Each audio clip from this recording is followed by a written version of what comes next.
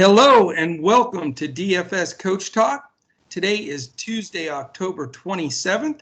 I am Joe Sarvati, affectionately known as Coach, and I am joined by the one and only golf prodigy, switch hitting golfer himself to talk some PGA that will be starting early Thursday morning on the 29th. So we're going to give you a nice, good preview a couple days ahead, let you get those lineups locked in. Get everybody some wins before the Masters next week. What do you think of that, Andrew? Getting ready for the Masters in October. No, November it'll be for the Masters. Right. Well, we're already getting ready for it because we're looking ahead to it and researching it. And man, that's going to be exciting. But, speaking of early here, yeah, we're going early. We're going on Tuesday for a couple different reasons. One of which is so that I can play tomorrow. So I appreciate the change in schedule here. But yeah, let's fire it up here on Tuesday and break down this Bermuda Championship. I'm excited about it. This is certainly not a premier field this week. However, we've had some darn good luck on some of these tournaments where, you can pick and choose a little bit better and not have 15 guys in the top pricing that are all awesome and you want to put them all on your roster. So right. We are going to cherry pick some guys out. And I'll tell you, to be honest, I've already built my lineups on DraftKings and FanDuel, and it wasn't that difficult like it normally is because you didn't have as many guys to choose from. So, but before we jump into that, real quickly, I want to thank our presenting sponsor, betus.com.pa. Fantastic golf betting on the site as well. You can bet round by round. The whole tournament, which I like to do, and then you can play matchups. They'll pit one guy against the other. You can play multiple matchups. Pretty much anything you want to do. And I'll tell you, Andrew, I know it sounds crazy, but basketball will never be surpassed for me in playing DFS. But golf, it might be my second favorite DFS sport just because it's so much fun to watch. It's a unique sweat. It's not for the faint of heart over 4 days, and a lot can change very quickly. Even if you're down the stretch, obviously with one hole and you've got two guys out there, a birdie and a bogey, and your fortunes change dramatically. So it is very unique and fun to watch it play out. It really is, no doubt about it. But our friends at betus.com.pa have a terrific offer out there. Definitely want to take advantage of that at a 125% match on your first deposit. All right, we are playing this tournament this weekend at a place that Mr. Andrew and myself have said one of these days we're going to get down there and play this course. I looked on the website. They had like a flyover of all the holes. It is absolutely spectacular. Down in beautiful Bermuda, the Port Royal Golf Course. And it's just absolutely amazing. Several holes right on the ocean front. I definitely will bring a couple extra dozen balls if we do get down there, because I think I'll be spraying some into the ocean for sure. But we definitely want to get down there and check that out one of these days. But I can tell you, I do know that Brendan Todd is the defending champion, and he's also one of the favorites in this event. But do you want to give us a little bit more course knowledge here and sort of give us an idea of what stats you use to help build your lineup? Sure. So it is much shorter than the courses we've been breaking down here this summer. It's only 6,828 yards. And for those who've been dialed into PGA DFS, we've been breaking down courses in the 73, 74, 7,500 range. So yeah, 600 to 700 yards shorter on average than a lot of these courses. So you don't need to be a big hitter. It's par 71, 36 on the front, 35 on the back, which means there's only 3 par 5s. Right. And, looking at the actual yardages on some of these holes, look, for the par 5s, we've got 553, 517, 507. I mean, we've seen some courses recently with 507 being a long par 4. Yeah. So shorter course, that's why Brendan Todd was able to take advantage of it last year and shoot that course record 62, 24 under, because he's not a big hitter. No. Par 3s have quite a range in length, from 148 on the short end to 235. That par 3 16th signature course, signature hole on the course on the Yes. water. That'll be fun to tune in and watch the guys try and put up a good score on that one right on the edge of the ocean. But the par fours are the ones I really want to talk about because Okay. of the 11 par fours on this course, 6 of them are under 400 yards. I mean, Right. these guys are going to be teeing it up at yardages really that amateurs play all the time. Right. So I looked at the stats for par four scoring between 350 and 400 yards as one stat, and then another one was the strokes gained approach because we're not as worried about length off the tee. We're worried about who's going to get it close on these shorter holes.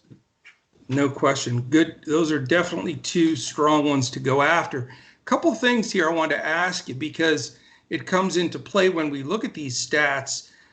I think some of the longer hitters that are playing, again, we have a limited field to the normal group, but I don't know how many of these guys will really pull the driver out that often. I mean, these guys, most of those par fours for some of these guys is a 4-iron and maybe a 9-iron or wedge even. And Yep. So I know there's some advantage probably of being closer, but I'm not sure the driver is a really key club for this event. Yeah, I don't think it's as important as usual for sure. It's a lot more about course management and then those short irons, 9-irons, pitching wedge, sand wedge.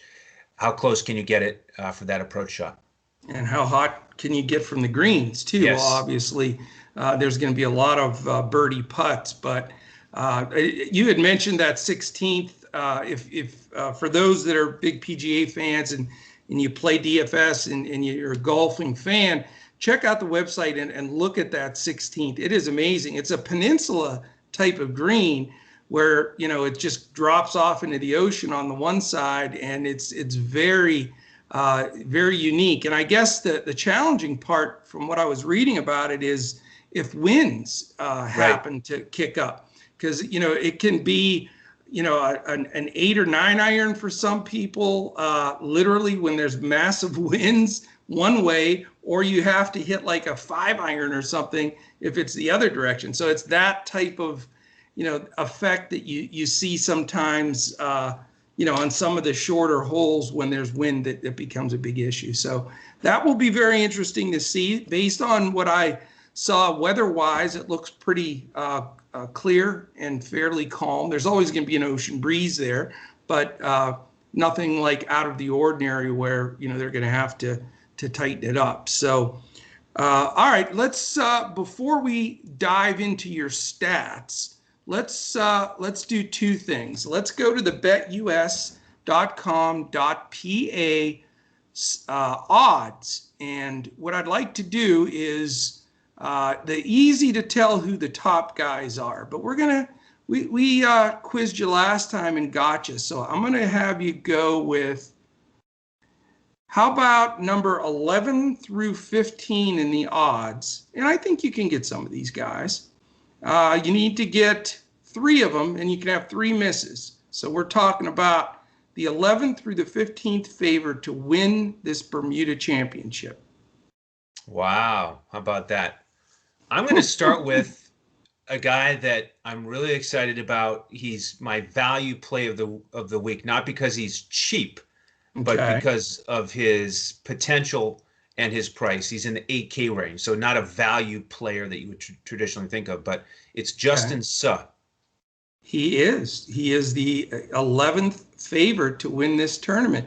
I think you just like saying Suh because of the Chud days from the KBO. KBO, yeah. Good right, days. So, Very good. Enlighten some of our listeners on this Justin Suh, what he's about. Well, he's a young guy, either USC or UCLA, one of those Southern California schools.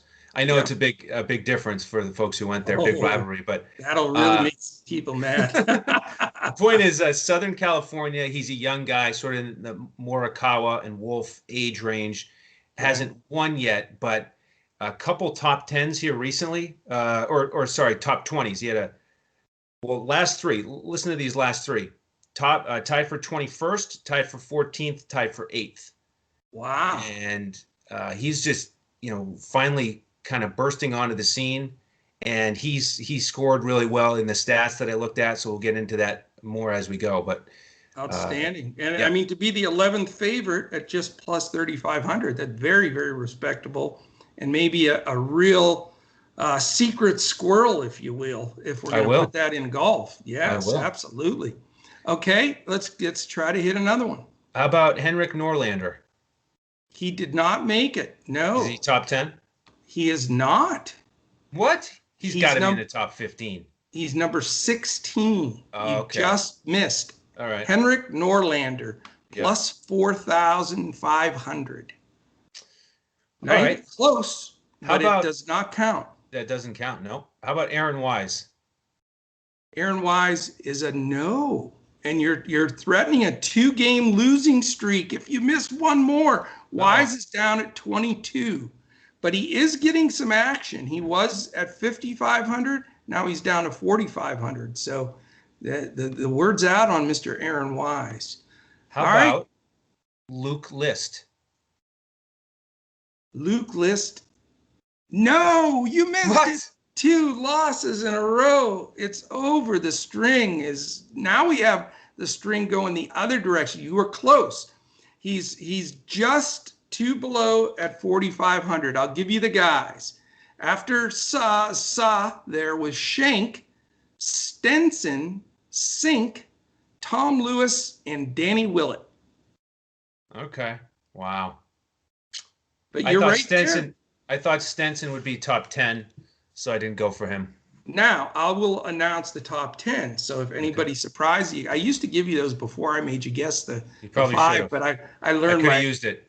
I learned Will Zalatoris, of course, who we've been on, since his first appearance, the really up and comer. He's actually the favorite, even over the defending champion and well-respected Brendan Todd, who's the second choice at plus 1,100. Will's at plus 1,000. Then a massive jump. Would you believe the third favorite is plus 2,300? So this is, from Vegas' side, they see this as a 2-horse race. Right. The 2,300 guys are Harold Varner III and Doc Redman. Then you jump to 2,800 with Grillo, McCarthy, and Ventura. All, definitely can be considered. And then it rounds out with Rasmus Højgaard, who is playing decent golf, and Peter Malnati and Charlie Hoffman. So there you go. And again, not quite the field we're going to see in the Masters. Nope. But they're all in the thick of things. So let's do this. Get all your stats ready on these 2 categories, because now we've got guys fresh in our mind. And I'll let you get like 60 seconds to regroup here. We're going to listen to my man with the golden voice at betus.com.pa. Wake up, sports bettors. Sports are in high gear at betus.com, so put down the beer and make every sporting event more exciting by putting stakes on the line at BetUS. Earn bragging rights over your friends as you rake in the cash from each week's betting action. But don't settle for any other book. Choose America's favorite sports book with over 25 trusted years in the industry, BetUS. You need a sports book with integrity and longevity, but more importantly, you need a sports book that pays. BetUS has your game with action on football, baseball, basketball, MMA, golf, horse racing, and even esports. No other sportsbook welcomes newcomers like BetUS with their jaw-dropping sign-up bonuses. Sign up now with promo code CoachTalk for 125% sign-up bonus up to $2,000. The best in the biz. Now you have the best book in the business with the best DFS provider in the business, Coach Talk. Create your account to make point spread bets, futures bets, prop bets, entertainment bets, live bets, and more. No other sportsbook is as committed to their members as BetUS. Sign up now and get in on the winning side of the ball. All right. Definitely going to throw a few shillings on a couple of these guys, but I want to see where the guys I've handicapped thus far land in your stat study. So pour it on us there, Mr. Andrew. All right, well, let's start with the more general strokes gained approach here for 2021. And there he is, Justin Suh, number 4 so far this year. Wow. So he's been playing really well. Will Zalatoris, who we've already mentioned here as the favorite, he's number 12 on the season. Right. How about, here's more of a value play. Scott Stallings. He's a guy that you've been on recently. He is only 7,800 on DraftKings. He Yeah. finished tied for 18th here last year. So that could That's a be a nice guy to value consider. play. Yep. Yeah. Yep. Old school, Camilo Villegas is 19th in that stat. He's only 6,400 on DraftKings. His last two tournaments tied for 23rd, and then he missed the cut, but he was 4 under par. So he's playing pretty well for a $6,400 price tag. He's getting up there now. He's been around a while. I wonder if he still gets down like 1 inch from the ground to look at his putt. Yeah. If you've not seen that, it's pretty amazing. He literally bends his leg and gets down to the surface of the green. It's amazing. Yeah, but it is fun. Good luck doing that in as he gets into his 40s. Right. A couple others on this list. Doc Redman, number 21. Yeah. One of the higher priced guys on this slate. He's dangerous. Yes, he is. Ryan Blom, 6,200. Mark Anderson, 6,400. These are guys who are, much cheaper. Stenson is number 27 on this list. Griot, who you mentioned, is number 32. And Russell Knox, I want to mention, is number 44 on this list. I think he's a pretty decent price. He's 7,600 on DraftKings. He finished tied for 11th here last year. Nice. So you could look there. And then if you switch over to the par 4 scoring, 350 to 400 yards this year, Ryan Brehm is tied for 3rd. He's 6,500, tied for 33rd in Punta Cana.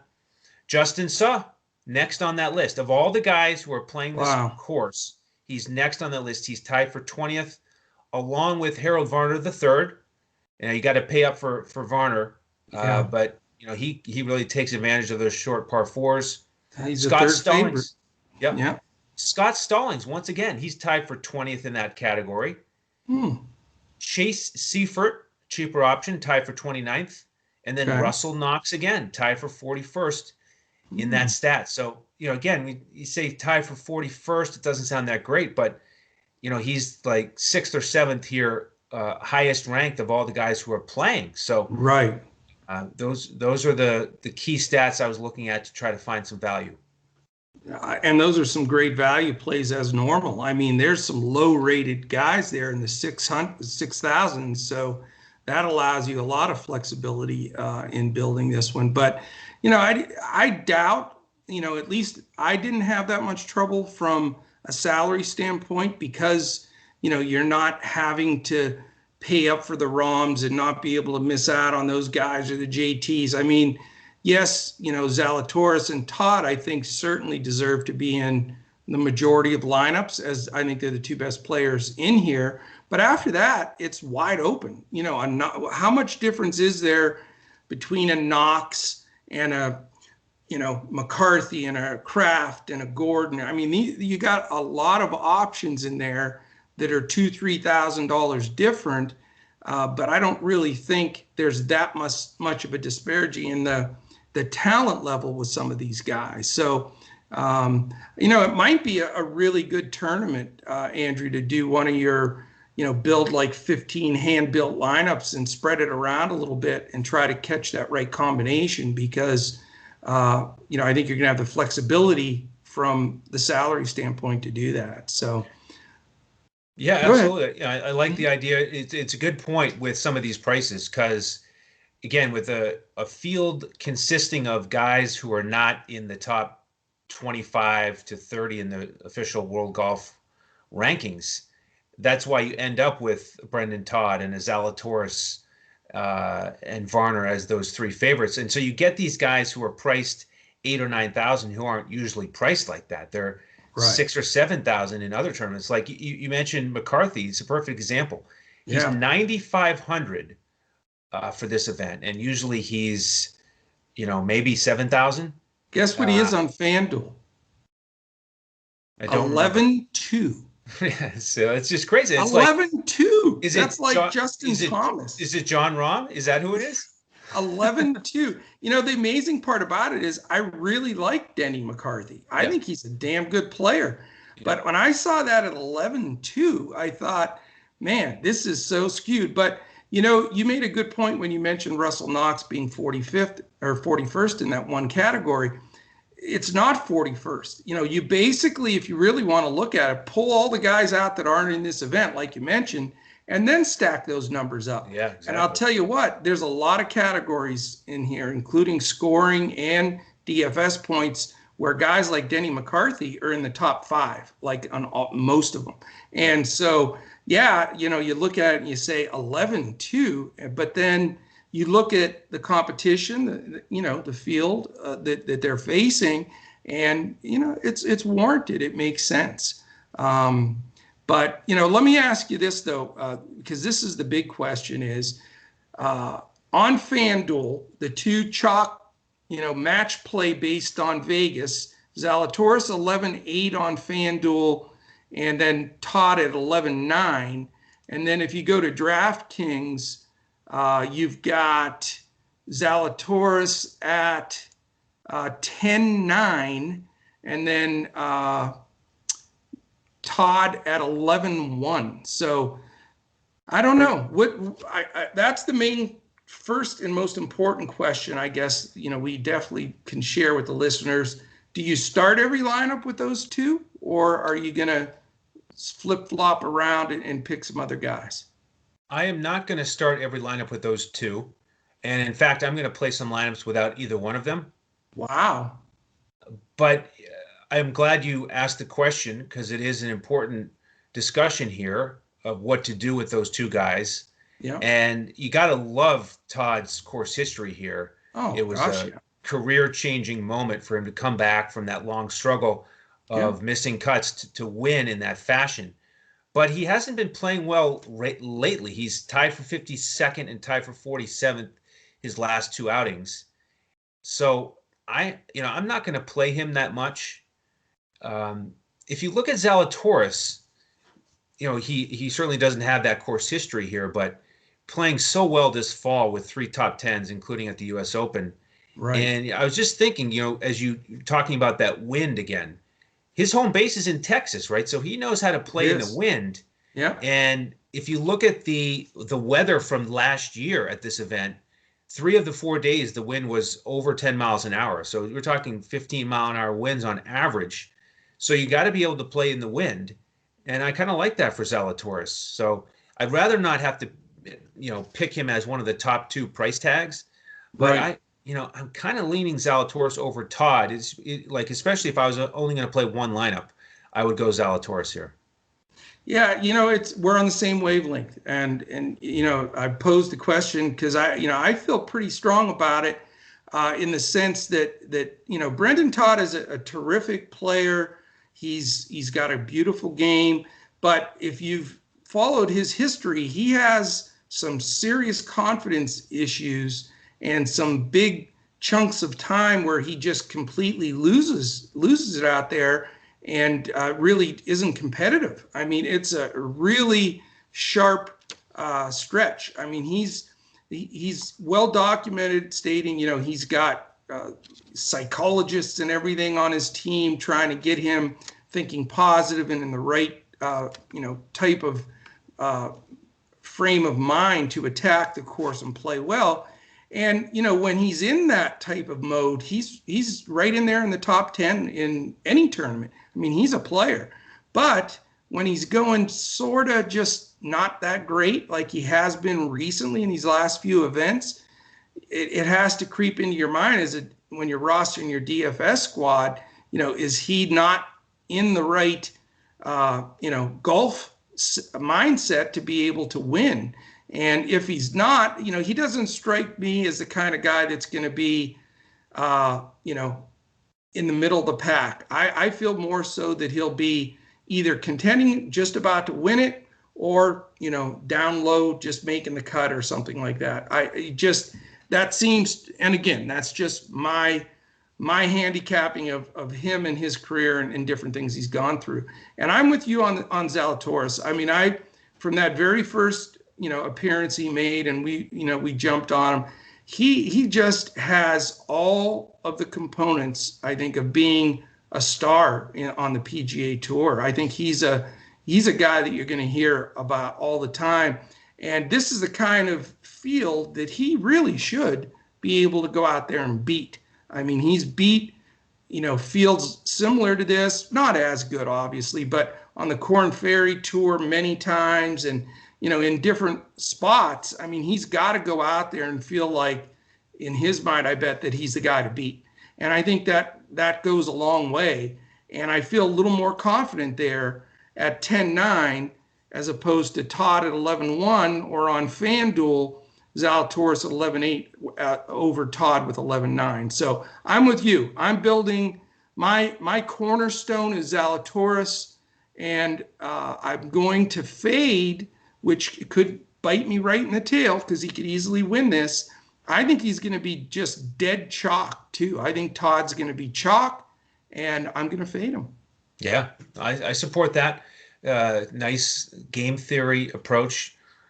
So he does need to be dialed in, and he's not a Rory type who's just going to be top 10. He's going to show up and he's that good. He can be excellent, but like you said, if he's off, forget about it. So certainly a guy to fade. And speaking of last year and how well he played, I want to mention a couple other guys from last year because this course was the host of this tournament last year, but that's it for course history here. So after Todd, in terms of some of the guys who are coming back this year, Hank Lebioda finished tied for third.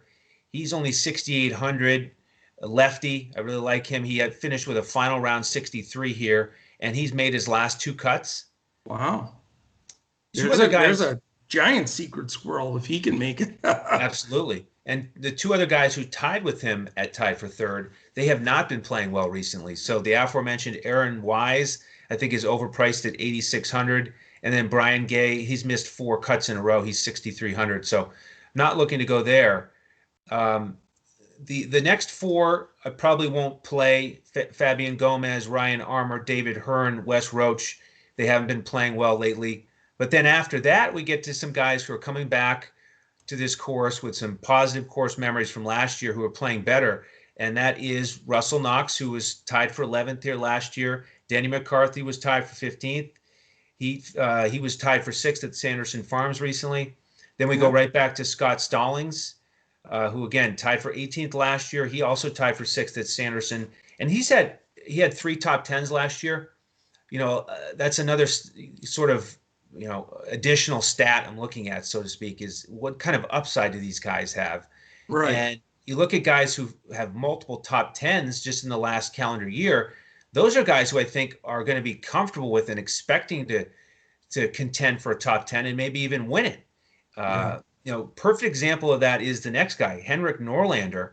He finished tied for 28th here last year. He had 4 top 10s last season. So there's a guy who I think could come here and say, hey, I had a solid tournament here last year. One of the better young players out here. Maybe I can actually win this week.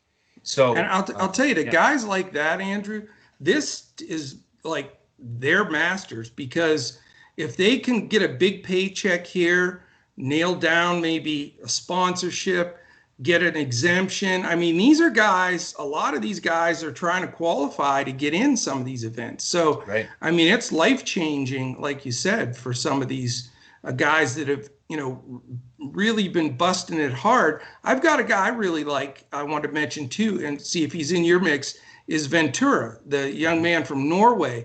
You look at 2 of his last 4 events, he finished tied for 6th at the Sanderson and tied for 7th at the Safeway. Now, those weren't the most stacked tournaments, but I think they were both better than this one. And he was right in the thick of it all the way through at -17 and -14 on 2 nice courses, and shot in the 60s every day at both of them. So, he played at the Shriners and shot in the 60s both days, missed the cut by 1. But, he's a rested guy, a young guy, and one of those people that can, I think, pounce. And he gets a lot of birdies. He's one of those guys that's just a birdie machine. He's not a par 5 smasher, long hitter. So that's not going to bother him on this course.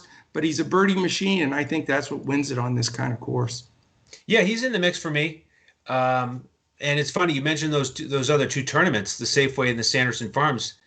You know, a lot of the guys in this field were there, so he's going to Right. feel right at home. I mean, he's basically faced this field a couple times recently and finished in the top 10.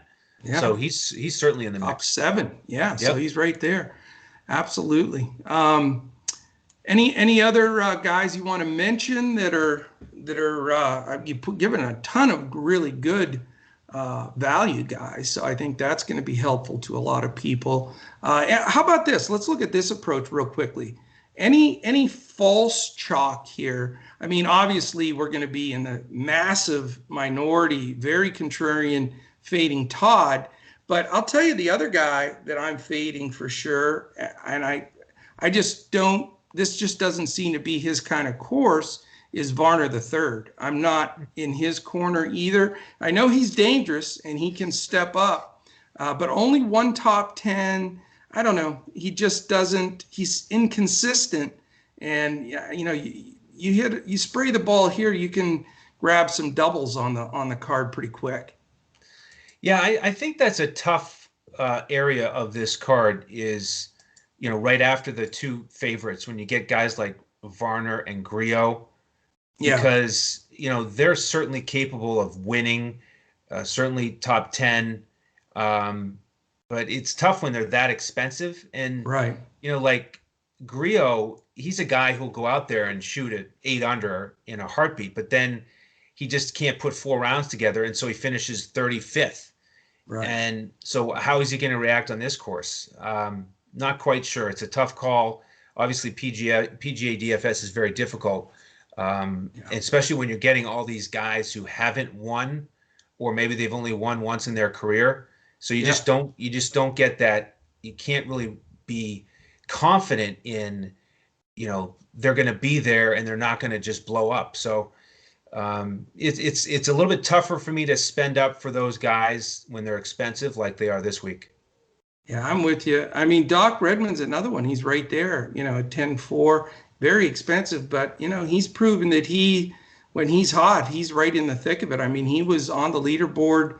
Was it the U.S. Open? I mean, he was right in there on some of the PGA or the PGA, I think. Yeah. Let me click on that because, I mean, he has a big game when it's time to get out there. Let's see. He was minus 18 in the Safeway, so that's where he finished third, and the Wyndham, and then he was in the top. He finished minus 3 in the PGA, so he was gutting it out there, and so he's a respected guy. I just don't know if I could pay that kind of salary for him. I do like him. Out of those 3, I like Doc Redman a little bit better. Yeah, me too.